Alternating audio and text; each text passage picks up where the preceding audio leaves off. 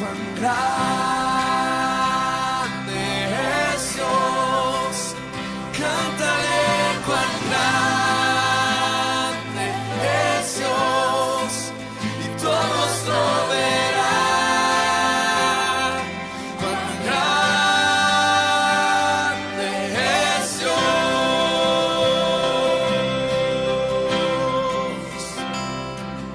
El esplendor de un rey, vestido en majestad. La tierra alegre está, la tierra alegre está. Cubierta está de luz, venció la oscuridad.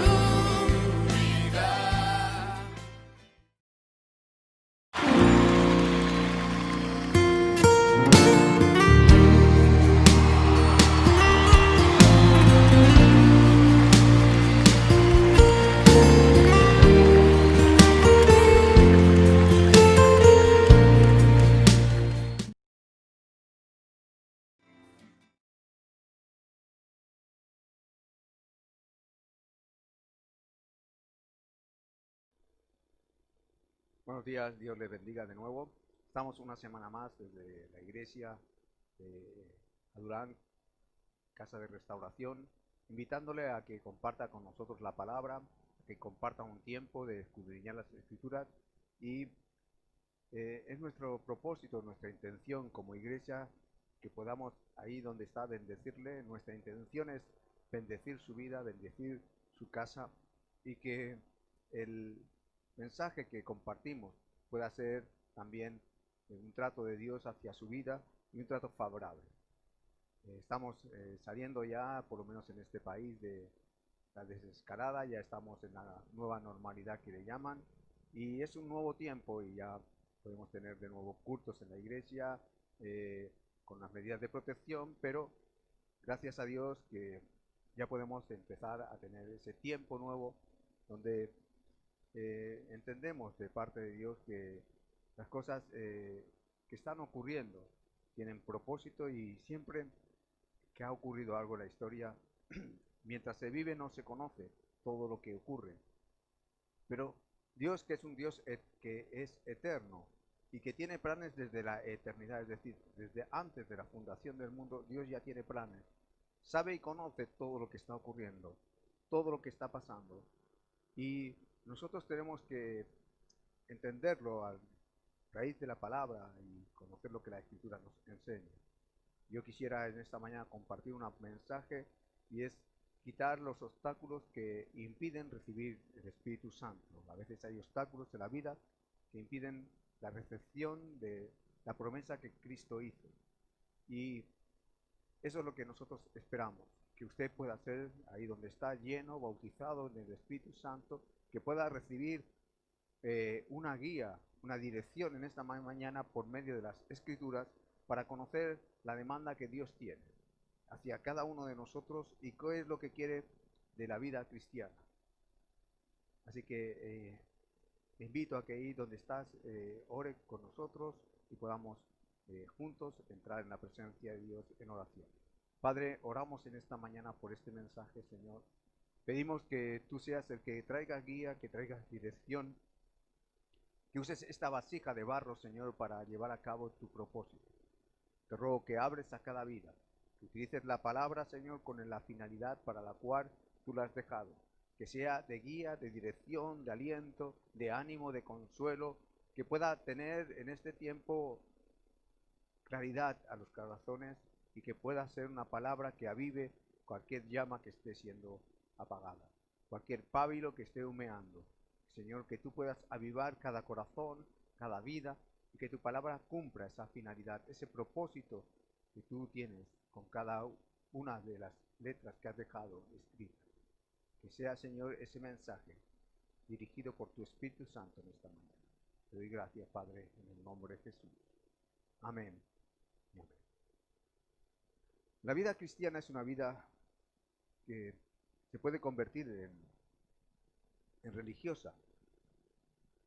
Y A veces tenemos que entender que la vida que Dios nos propone no es una vida de religiosidad, sino es una vida que se tiene que vivir, pero se tiene que vivir en la llenura del Espíritu Santo.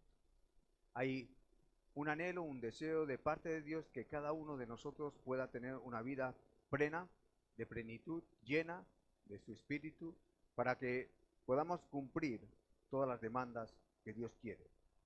El salmista en el Salmo 27:4 dice: una cosa he demandado a Jehová, y esta buscaré, que yo esté en la casa de Jehová todos los días de mi vida, para contemplar la hermosura de Jehová y para inquirir en su templo.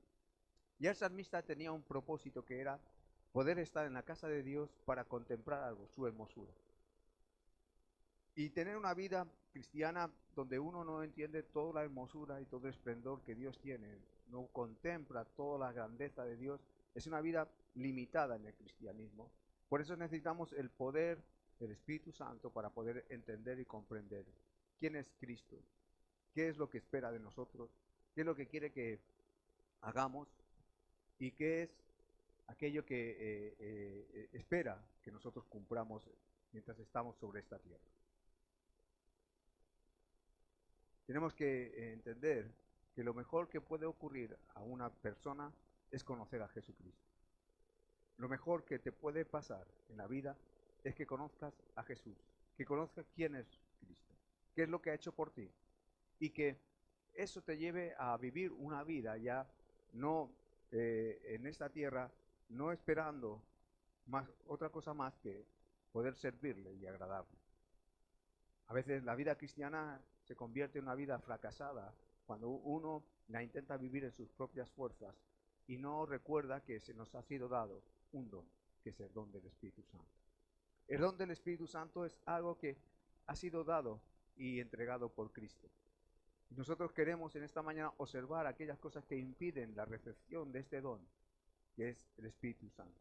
Dice Pedro en Hechos 2:38, después del discurso que estaba trayendo, después de que habían recibido el bautismo del Espíritu Santo, Pedro les dijo: arrepentíos y bautícese cada uno de vosotros en el nombre de Jesucristo para perdón de los pecados, y recibiréis el don del Espíritu Santo. Ahora, hay una palabra que aquí dice: recibiréis el don del Espíritu Santo. Es algo que nosotros tenemos que recibir, ya ha sido entregado por Cristo. Cuando Juan el Bautista empieza su ministerio, él comenzó diciendo estas palabras: yo a la verdad os bautizo en agua para arrepentimiento, pero el que viene tras mí, cuyo calzado yo no soy digno de llevar, es más poderoso que yo. Él os bautizará en Espíritu Santo y fuego. Y había ya una promesa, ya en el mensaje que traía Juan el Bautista, de que venía alguien que era más poderoso que Juan el Bautista, que haría algo que era bautizar en el Espíritu Santo y fuego. Y lo primero que le quiero aclarar es la palabra bautizar. La palabra bautizar no es una palabra religiosa. La palabra bautizar, aunque muchos la usamos ya y la entendemos, incluso comprendemos como el bautismo, como uno de los sacramentos en la Iglesia Católica, la palabra bautizar no es una palabra religiosa. ¿Saben lo que significa la palabra bautizar? Significa simplemente que sumergir. En la antigüedad, en la época en que está escrito, cuando alguien quería coger y quería coger una tela que era de color blanco y la quería convertir en una tela de color azul, la sumergía bajo el tinte de color azul, y esta tela cuando salía ya no era blanca, era de color completamente azul. Entonces, una vez que estaba sumergida, que estaba bautizada, ya no salía del mismo color, ya no era la tela blanca, ya había un cambio, y ese cambio era lo que se conocía como un bautismo, como bautizada, y entonces salía de otro color. La Biblia nos enseña que Juan el Bautista venía bautizando para arrepentimiento de pecados, y venían al Jordán, y la gente que entendía el mensaje de Juan el Bautista se arrepentían y se sumergían en el Jordán para perdón de pecados, reconociendo el perdón de pecados. No que el bautismo quitase el pecado, sino que el bautismo lo que hacía era que mostraba con una evidencia externa lo que ya internamente había ocurrido en el corazón, que era un cambio. Por eso eran bautizados y venían en agua en arrepentimiento. Por eso le decía a los fariseos que nos enseñó a huir de la ira venidera generación de víboras, porque venían a bautizarse, pero no venían con arrepentimiento, es decir, no eran para arrepentirse el bautismo, sino era porque se habían arrepentido. Lo digo esto para que podamos entender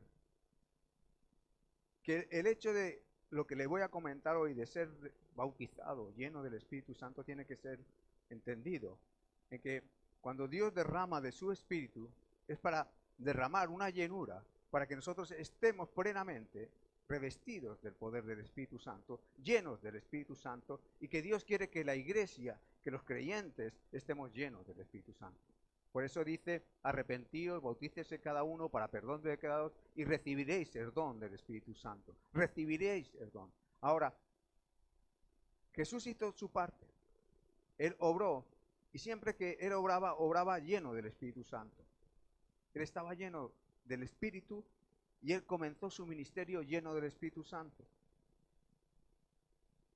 Y Él derramó esa promesa sobre cada uno de los creyentes para que nosotros ahora tengamos la misma posibilidad de vivir una vida llena del Espíritu, bautizados del Espíritu.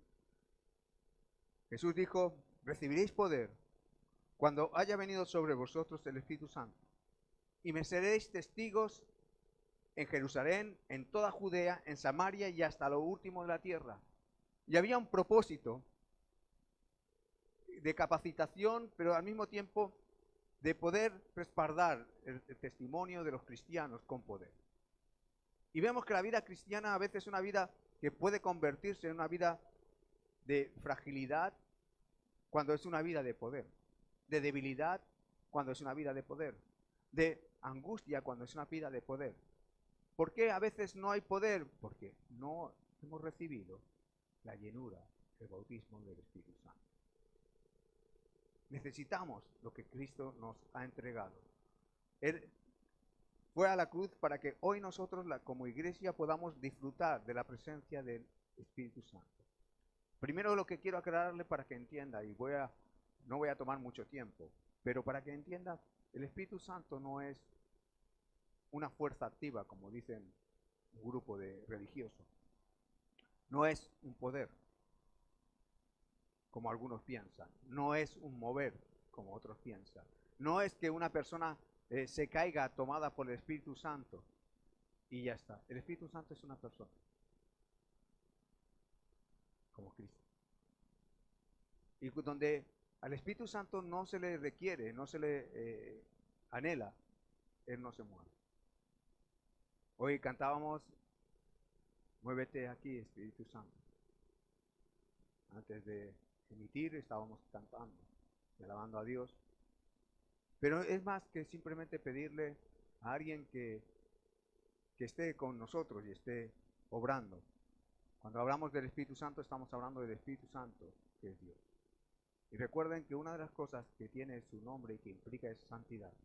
Él es el Espíritu de Santo.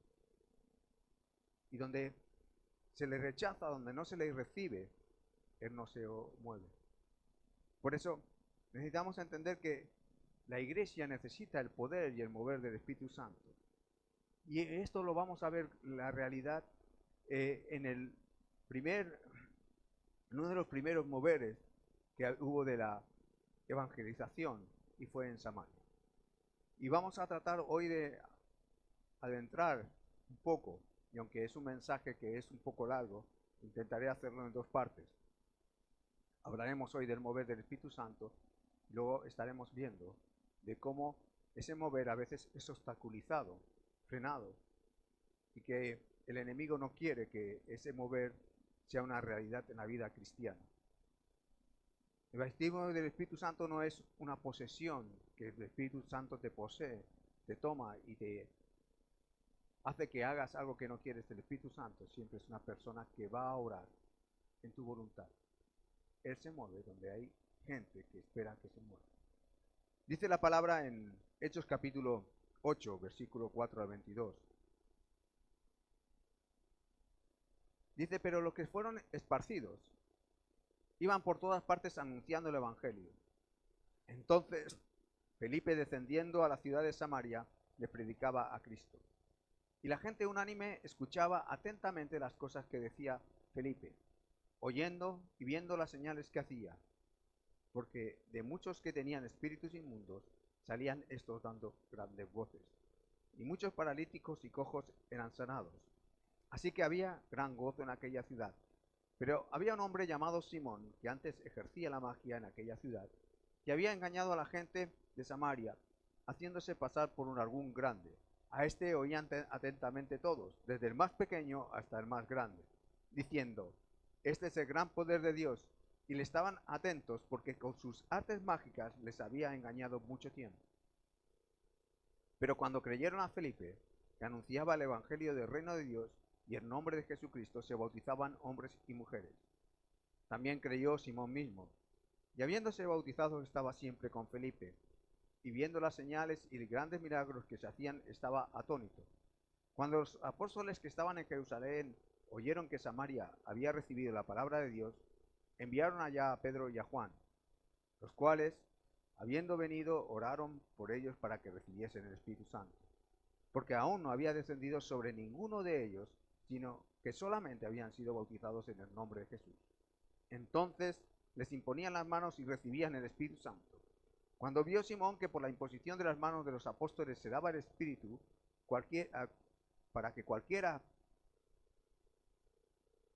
cuando vio Simón que por la imposición de las manos de los apóstoles se daba el Espíritu Santo, le ofreció dinero diciendo, dadme también a mí este poder, para que cualquiera a que yo impusiere las manos reciba el Espíritu Santo. Entonces Pedro le dijo, tu dinero perezca contigo. Porque has pensado que el don de Dios se obtiene con dinero, no tienes tu parte ni suerte en este asunto, porque tu corazón no es recto delante de Dios. Arrepiéntete, pues, de esta tu maldad, y ruega a Dios, si quizá te sea perdonado el pensamiento de tu corazón. En Samaria comenzó a haber una transformación de la ciudad en el momento en que Felipe empezó a anunciar el Evangelio.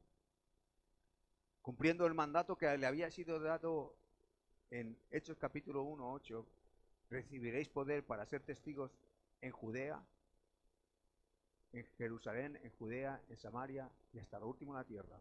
Vemos como el inicio de la extensión del Evangelio se produce tal como había sido diseñado por Dios y empieza a cumplirse tal como Dios, el Señor había designado que se hiciera. Es decir, empezaron en Jerusalén, hubo en el día de Pentecostés el nacimiento de la iglesia, cuando en el día de Pentecostés vino el Espíritu Santo, cayó sobre los que estaban allí y hubo un mover.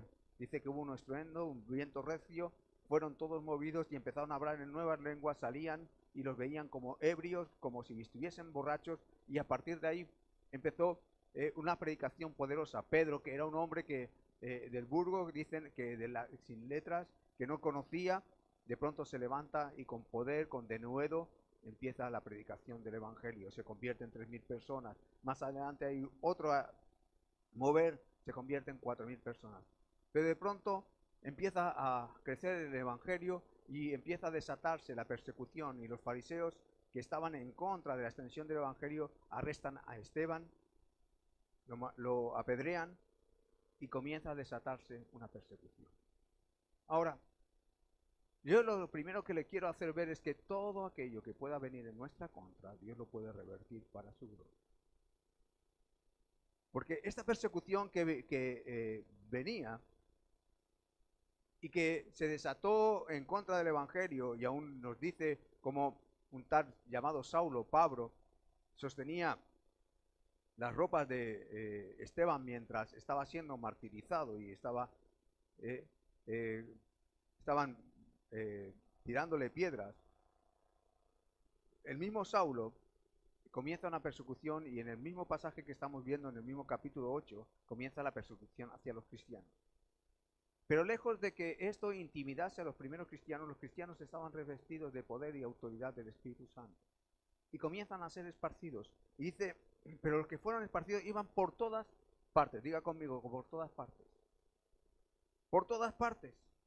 No había rincón donde cuando un cristiano llegaba no hiciese lo que había sido comisionado por Cristo: predicar el Evangelio, anunciar el Evangelio. Todos aprovecharon ese tiempo de persecución y en vez de verse intimidados por lo que estaba ocurriendo, lo vieron como una oportunidad de parte de Dios. Y de pronto fueron esparcidos por todos los lugares, empezó a extenderse el Evangelio, salieron de la comodidad y empezaron a ver que era una oportunidad de parte de Dios el poder llevar el Evangelio a otros lugares. Ahora, mientras el diablo estaba instigando a la iglesia para que los creyentes se sintiesen cohibidos, intimidados, y para eliminar la iglesia, Dios estaba revistiendo de poder a los creyentes para que al mismo tiempo cobrasen valentía y pudiesen empezar a extender el Evangelio allí donde llegaban. Era una oportunidad. Y mientras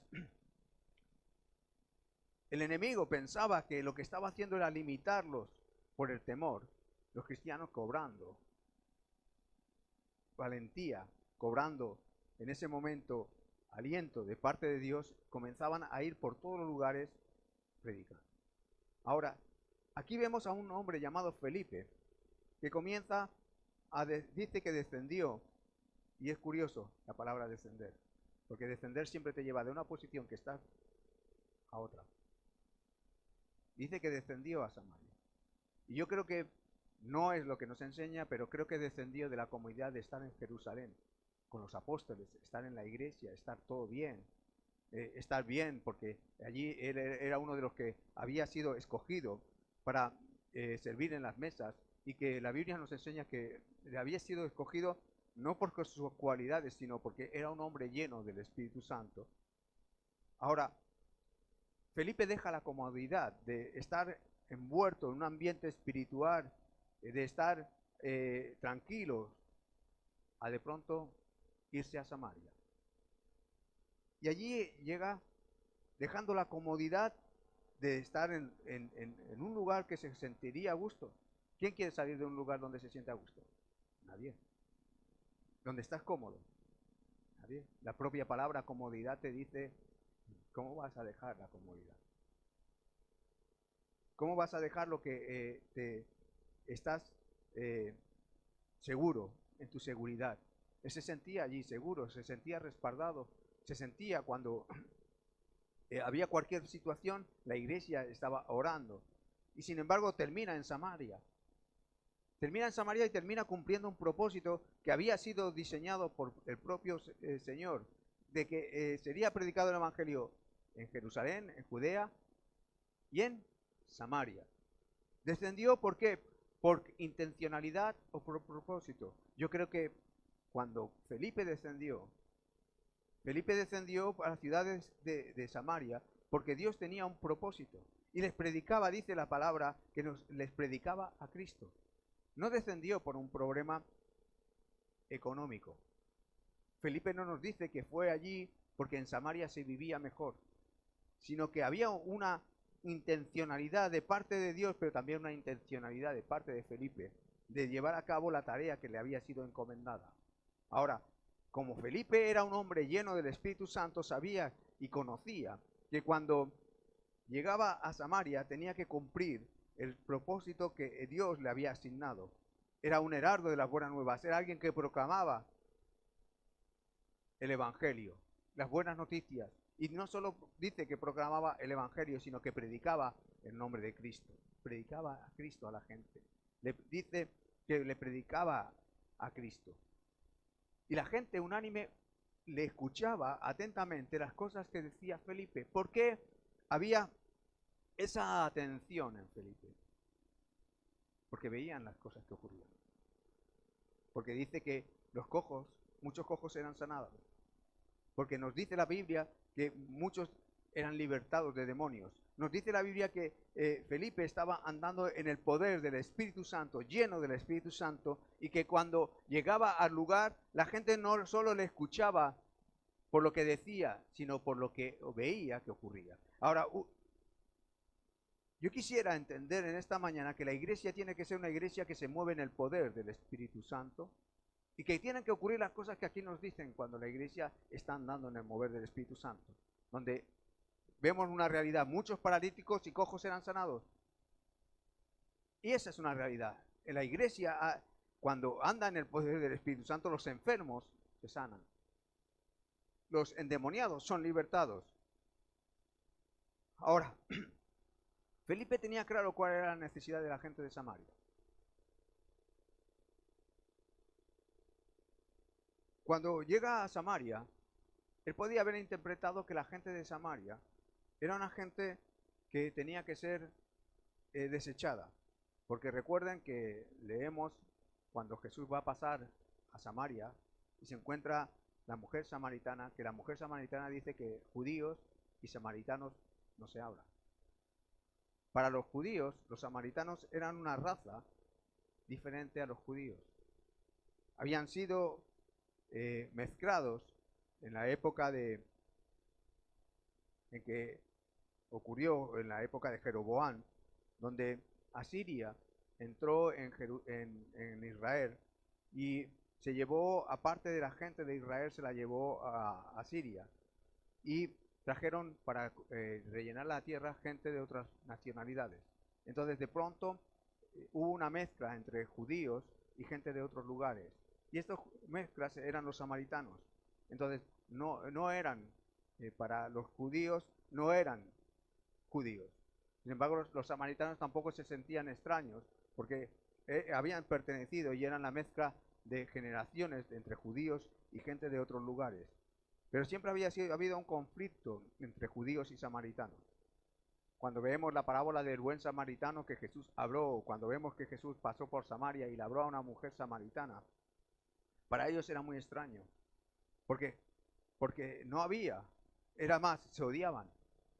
Los judíos y los samaritanos se odiaban. Entonces, cuando Felipe entra en Samaria, hemos de entender el contexto en que está entrando.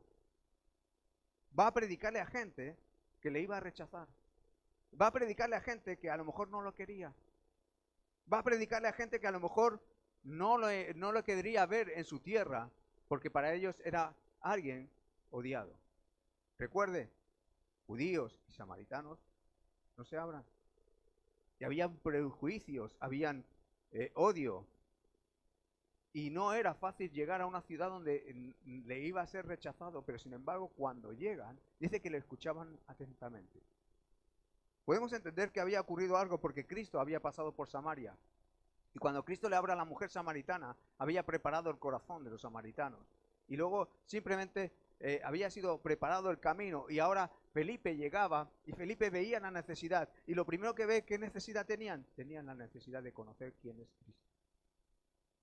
Lo primero que él ve es que la gente que estaba allí necesitaba a Cristo.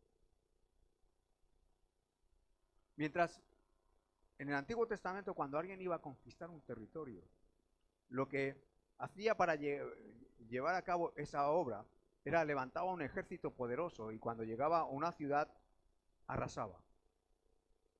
Las guerras siempre traen destrucción, violación, botines, muerte, prisioneros.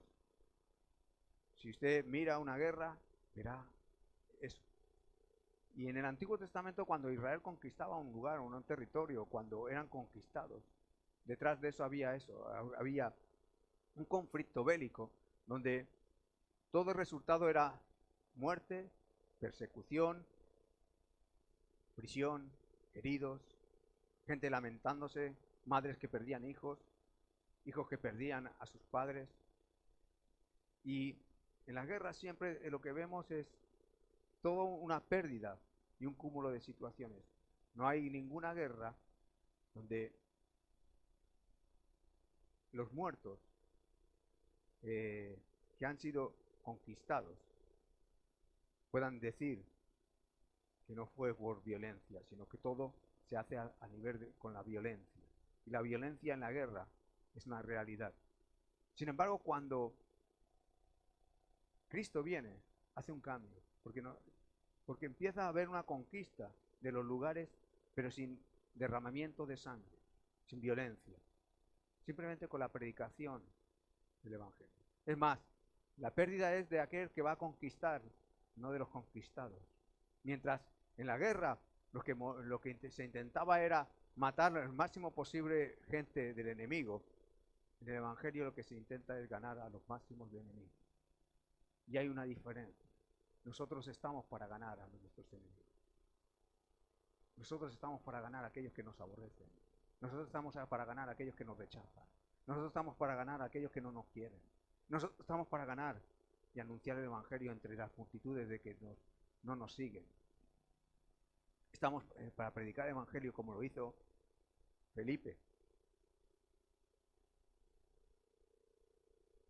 Pero lo hizo bajo el poder del Espíritu Santo. Felipe no llegó a Samaria sin estar revestido del poder y la autoridad del Espíritu Santo. Era un hombre lleno del Espíritu Santo. Y comenzó a ver la necesidad. Y cuando vio la necesidad, lo primero que hizo es empezar a romper prejuicios. Yo le digo una cosa, hoy estamos viendo noticias como Estados Unidos está viendo una revuelta por causa de los prejuicios raciales. Me preocupa mucho que esos prejuicios estén en los corazones, porque conlleva la violencia, la guerra, y lo estamos viendo, cómo está desatando la violencia un prejuicio racial.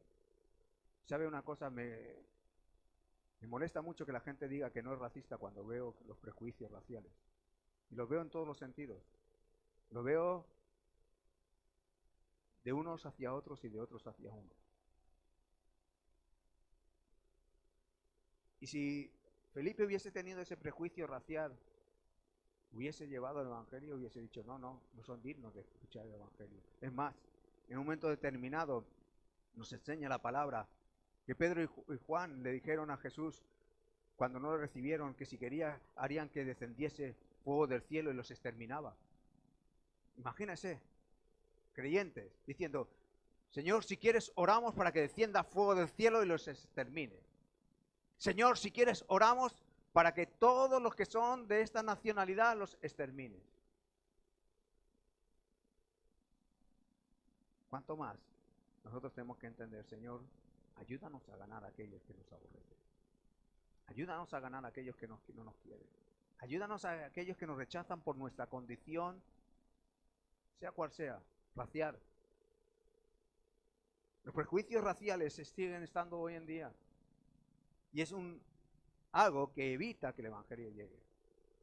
Yo cuando veo como los partidos que hoy en día se empiezan a estar levantando de nuevo después del odio que hemos visto vivir en la Segunda Guerra Mundial y la exterminación de judíos por alemanes, pero luego hay la parte de historia que no se cuenta. Luego mucha gente mataron muchos alemanes por el mismo odio que habían sembrado los alemanes con los judíos. La historia muestra como los checoslovacos luego acabaron con miles de alemanes. Y el odio es algo que se siembra y que empieza a generarse y que genera prejuicios y que empieza a tener un prejuicio por ser de una raza diferente. No sé si conocen, pero en la India están las castas. Y si tú naces de una casta, tú no puedes casarte con otro de otra casta. Y si tú eres de la casta inferior, nunca puedes aspirar a cambiar de casta. Naciste así. Naciste paria te quedas. Y según la casta que eres, tienes un trabajo. Y es difícil cambiar esto en la India, solo lo cambia el cristianismo. Solo cuando Cristo llega empiezas a entender que alguien de otra casta es tu hermano. Cuando el Evangelio llega empiezas a entender que las personas que están a tu lado valen lo mismo que tú. Porque no deja de haber prejuicio racial cuando uno se siente mejor o superior por haber nacido en un lugar. ¿Es que acaso alguien decidió nacer en un sitio? ¿Es que hubo alguien que dijo yo quiero ser antes de nacer de una nacionalidad? Qué triste, me duele el corazón cuando veo gente que se siente orgullosa por tener una bandera de un país, cuando la única bandera que puedo proclamar es la de Cristo, la de su victoria en la cruz del Calvario. Y esa es la bandera que predicaba Felipe. Cuando llegó a Samaria no empezó a decirle, bueno, yo soy judío, vengo aquí a traerles el judaísmo. No dice eso la palabra. Dice que empezó a predicar las buenas nuevas. Empezó a hablarles de Cristo, empezó a hablarles de cómo el poder de Cristo estaba para aún sanar a los enfermos. Empezó a orar por ellos, por sus necesidades, y empezó a ver la necesidad. Sabe que a veces los prejuicios no nos dejan ver las necesidades de otros. ¿Cuántas personas hay necesitadas en esta tierra de que alguien les lleve el evangelio? Alrededor suyo hay personas que están necesitadas. Usted los puede ver en su seguridad económica, los puede ver en su seguridad a lo mejor de posición social, pero necesitan el evangelio. Necesitan el evangelio. Si son ricos, necesitan el evangelio. Si son pobres, necesitan el evangelio. Empecemos a mirar más allá. Porque el evangelio tiene que llegar desde Jerusalén, es decir, desde la iglesia, a Judea, alrededor nuestro, Samaria y hasta el último de la tierra. Pero tenemos que romper barreras, prejuicios. Hay que empezar a romper prejuicios. De no sentirnos mejor que nadie, ni peor que nadie, ni de no vernos. Porque Dios dice en Hechos 10, 34, 35. Dios no hace acepción de personas. Diga conmigo, Dios no hace acepción de personas. Si Dios no hace acepción de personas, ¿quién las hace? Nosotros. ¿Y sabe quién está detrás de esa acepción de personas? Dice, Dios no hace acepción de personas, sino que en toda nación se agrada en que le teme y hace justicia. Dios se agrada de aquellos que le temen y hacen justicia, pero no dice de toda nación. Si viene un magrebí y se convierte a Cristo, Dios se agrada. Si viene alguien de lo profundo de África, Dios se agrada. Si viene alguien de lo profundo de Australia, Dios se agrada. Si viene alguien de Honduras, si viene alguien de Argentina, si viene alguien de Uruguay, si viene alguien de El Salvador, si viene alguien de España, si viene alguien de Viladecans. Aleluya, Dios se agrada.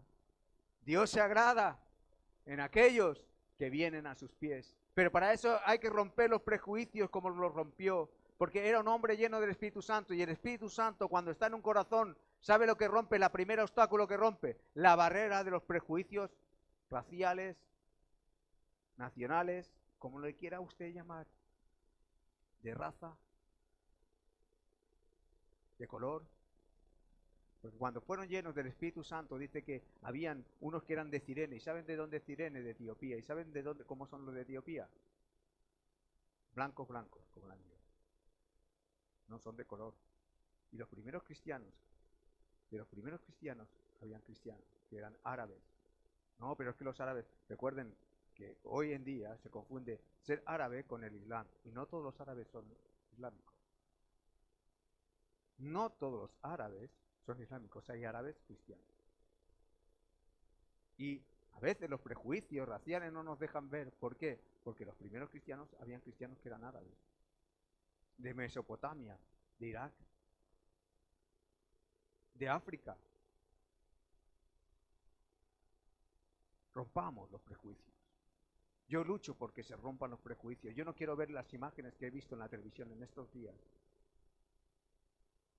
No puedes levantar la Biblia al mismo tiempo y estar despreciando a alguien por su color. Porque si levantas la Biblia y desprecias a alguien con el color, tú no estás leyendo la palabra. Porque dice que Dios no hace acepción de personas. Y si Dios no hace acepción de personas, sino que se agrada en todas las personas, yo tengo que temer y hacer justicia. Ahora,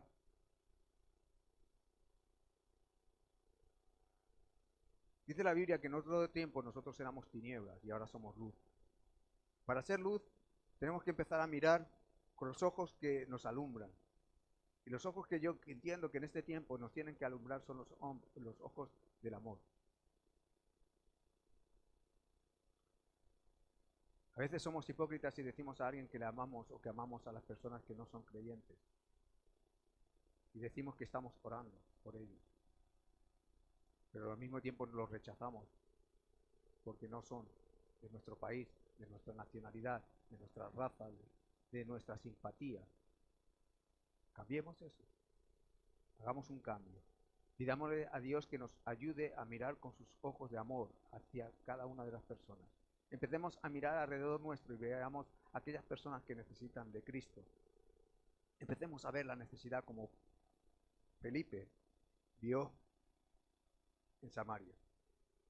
Como Pedro vio al llegar a la casa de Cornelio. Saben que Pedro tuvo que ser cambiado, siendo un apóstol, tuvo que ser transformado, tuvo que recibir una visión, una revelación de lo alto para poder entrar en casa de un gentil, porque los judíos en casa de gentiles no entraban. Y si había alguien que era con prejuicios raciales, le digo una cosa, eso eran los judíos. Los judíos no entraban en casas de no judíos, es decir, gentiles. Los judíos no entraban en casas donde entendiesen, o en casas, en lugares que eran personas que no estaban cumpliendo la ley. Y sin embargo vemos como el evangelio se extendió porque rompieron los prejuicios raciales. Y hoy en día usted y yo estamos en Cristo porque alguien rompió esos prejuicios. Lo que fue roto, no lo volvamos a unir. No volvamos a tener prejuicios. Yo quisiera que fuésemos una iglesia que ama con toda la capacidad de decir amar. Amamos a nuestro prójimo como a ti mismo. Jesús nos dijo, amarás a tu prójimo como a ti mismo. Que sea un sello el amor y no el prejuicio. Que sea un sello el que podamos amar a otros y empecemos a mirar de forma diferente. Es cierto que hay un grupo de personas que se está levantando con más odio que nunca hacia personas de otra raza, de otra condición, personas que están teniendo prejuicios, pero al mismo tiempo hay una iglesia que se levanta para decir que aún a ellos también les amamos. Aún a esas personas que tienen prejuicios también les amamos, porque muchos de ellos se convirtieron y uno de ellos se llamaba Pablo. Dejó de ser un perseguidor para ser alguien que se unió a las filas de Cristo. Alguien que proponía la violencia para ser un defensor de la paz. Porque todo cristiano se convierte en un defensor de la justicia, de la paz y del gozo. Yo les animo a que se conviertan en alguien lleno del Espíritu Santo que mire la necesidad de otros. Porque Dios no hace acepción de personas. Ahí donde está, yo le invito a que ore conmigo. Y si en algún momento de su vida o es consciente o ha estado viviendo durante años con ese prejuicio racial hacia otros, porque hay algún tipo de personas por su lugar de procedencia, porque son del hemisferio norte de África, porque son del sur de América, o porque son de Europa, porque los prejuicios no importa, todo el mundo los tiene de un lado hacia el otro. Yo le invito a que pida perdón a Dios. La Biblia nos llama al arrepentimiento. Y no podemos ser cambiados ni modificados las conductas de nuestro corazón sin arrepentimiento. Y es necesario que como creyentes nos arrepentamos de aquello que a veces estamos haciendo mal. Y si no es creyente, yo le invito a que hoy pueda volverse a Cristo. Y que pueda ahí donde está reflexionar sobre estas palabras. Si en su corazón hay un odio hacia otras personas por su condición de procedencia, es hora de que entienda que Jesús era judío. Y si no entiende eso, no entenderá que aquel que es judío nos ha amado siendo gentiles cuando no lo merecíamos. Y si nos ama es para que nosotros podamos amar con la misma capacidad de amor que Él tiene. Y donde está, yo le invito a que haga una oración que diga: Padre, yo renuncio en esta hora a todo prejuicio racial, a toda acepción de personas. Te pido perdón por las veces que he sentido odio hacia otros por ser de un lugar, por tener un color, por ser diferente. Te pido, Señor, que obres en mi corazón en esta hora, que rompas toda barrera de prejuicio, porque yo quiero ser lleno de tu Espíritu Santo. Y el prejuicio racial es un obstáculo para que yo sea lleno. Te pido, Señor, que en esta hora me perdones. Yo me arrepiento, sabiendo que Cristo murió en la cruz, amándome hasta la muerte. Te pido perdón en el nombre de Jesús. Amén. Dios le bendiga en esta mañana y ahí donde está. Que tenga un buen día, que tenga una buena semana, que Dios pueda usarle y usted pueda hablarle a alguien. Y si en su corazón había un prejuicio, que este prejuicio ya no esté. En el nombre de Jesús. Dios le bendiga. Amén y amén.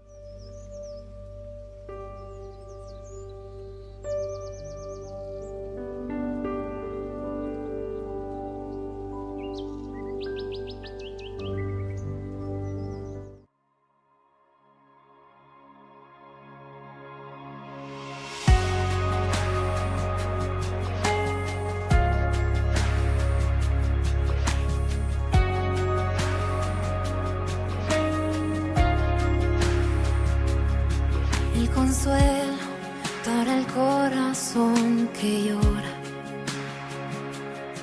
el aliento cuando ya no queda más,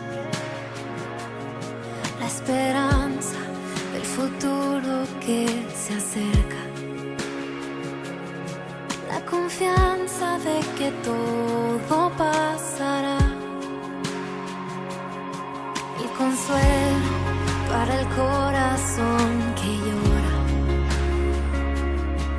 el aliento cuando ya no queda más,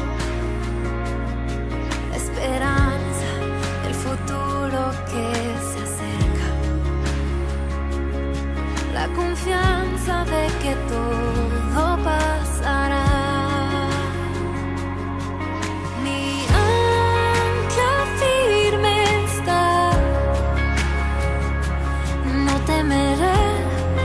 Que tú conmigo estás, me aferro a tu bondad y en el dolor me recuerdas la verdad, tu amor a mí me sostendrá.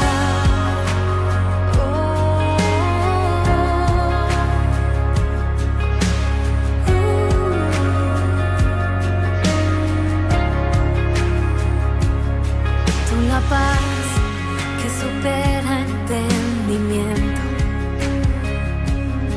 tú la fuerza que me vuelve a levantar,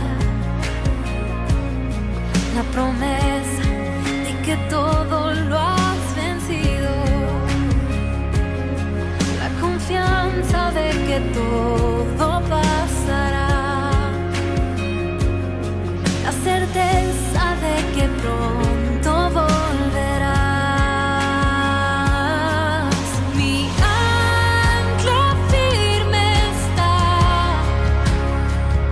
y no temeré, sé que tú conmigo estás. Me aferro a tu bondad, en el dolor me recuerdas la verdad, tu amor a mí me sostendrá.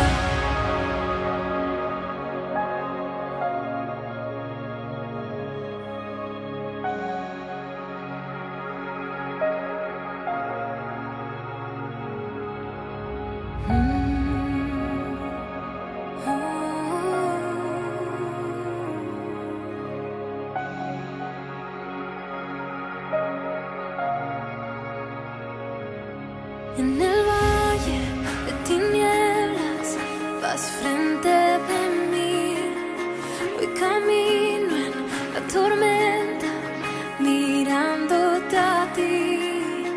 En el valle de tinieblas